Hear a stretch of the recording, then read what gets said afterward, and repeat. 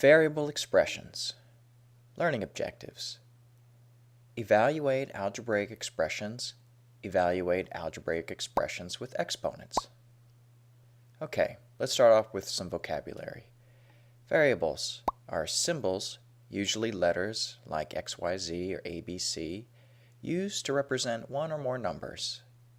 Algebraic expressions, a grouping of variables, operators, add, subtract, multiply, and divide, and numbers without an equal sign.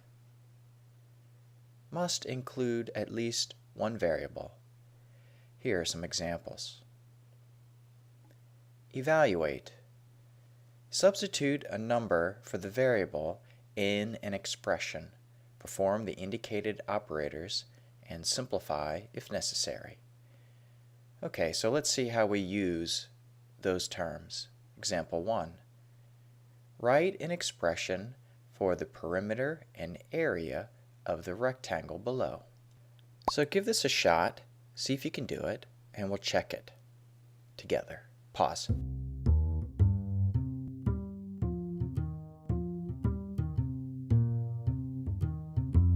Okay, so the perimeter equals the length around the rectangle.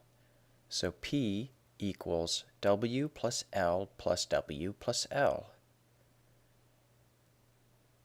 So we have two W's and we have two L's. So P equals 2 times W plus 2 times L.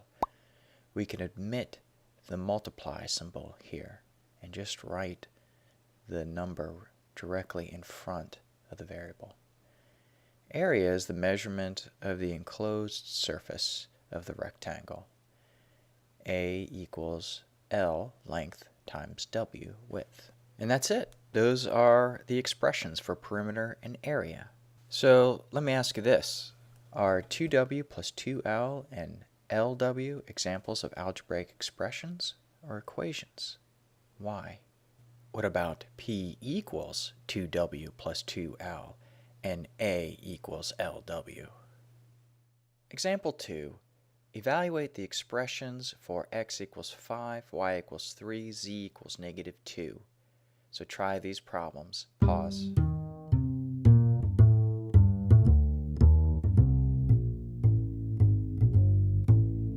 Okay, so I'm going to rewrite the expression and I'm going to substitute 5 in for x. Use parentheses whenever substituting. And it's a good idea to make sure you don't make any sign errors. So we get 2 times 5 minus 7, which is 3. For part B, we're going to do the same thing. Substitute 5 for x, 3 for y, and I do my operations, simplify, and I get 12. For part C, don't forget about the negative. Substitute the numbers for the variables. Don't forget about the negative times a negative. This is another reason why we use the parentheses. We get 14. Box it in. All right. Example 3. Mac wants to calculate the area of the cement region around his pool, so he can come up with a cost estimate of having it professionally sealed to better maintain the pool. He measured the dimensions of his pool to be 60 feet long by 20 feet wide. The dimensions of the cement region is 80 feet long by 30 feet wide. The cost to seal the cement is $2.50 per square foot. Find the area of the cement region and the cost to seal it. Pause.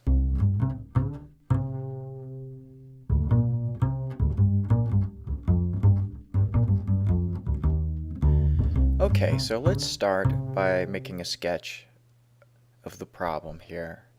So I have two rectangles. I have a smaller rectangle, which is the pool, and the larger rectangle is the cement region.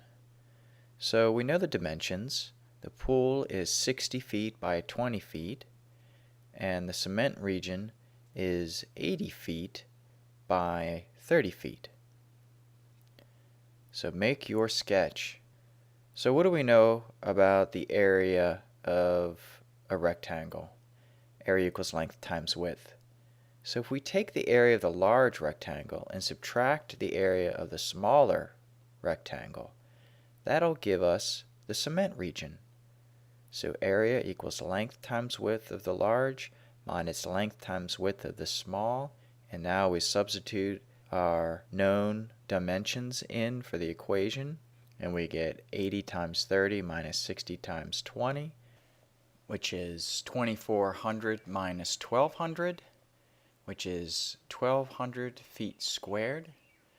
And now the cost is $250 per square foot, so $250 times 1200 is $3,000. So the total area of the cement region is 1,200 square feet, and the estimated cost to seal the cement is $3,000. Evaluating expressions using exponents. Exponent. Expression that represents repeated multiplication of the same factor. Here I have 3 to the 5th. The 5 is the exponent. The 3 is the base. So this would expand to be 3 times 3 times 3 times 3 times 3. 5 factors of 3. Or y to the 3rd, which would be y times y times y. 3 factors of y. To evaluate expressions, substitute the values given for the variable, perform the operation, and simplify. That sounds familiar. So 2 to the 3rd is 2 times 2 times 2 is 8. 3 to the 4th is 3 times 3 times 3 times 3. 9 times 9 is 81. Negative 4 to the 3rd would be negative 64. So now we're actually going to substitute the values. Example 4. Evaluate the expressions for a equals 3, b equals negative 2, and c equals 8. So try these, and we'll check them. Pause.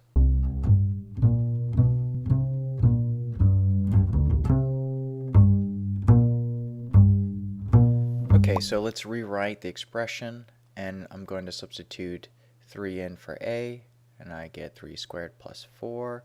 9 plus 4 is 13.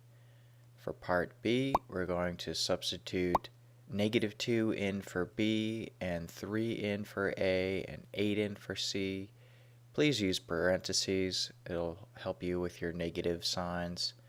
And we get negative 1. Part C.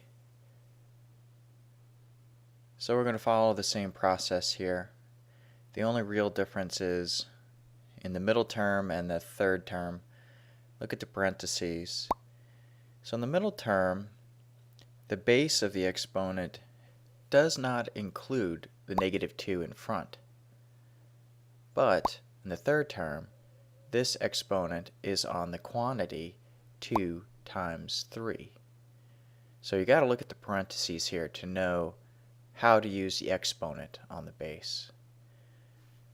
So we end up getting 64 plus 64 plus 36. Watch those double negative signs. 164. Example 5. Evaluate the expressions for x equals negative 2, y equals 4, and z equals 3. Similar kind of problems, except we're doing a little bit of fraction work here. Pause.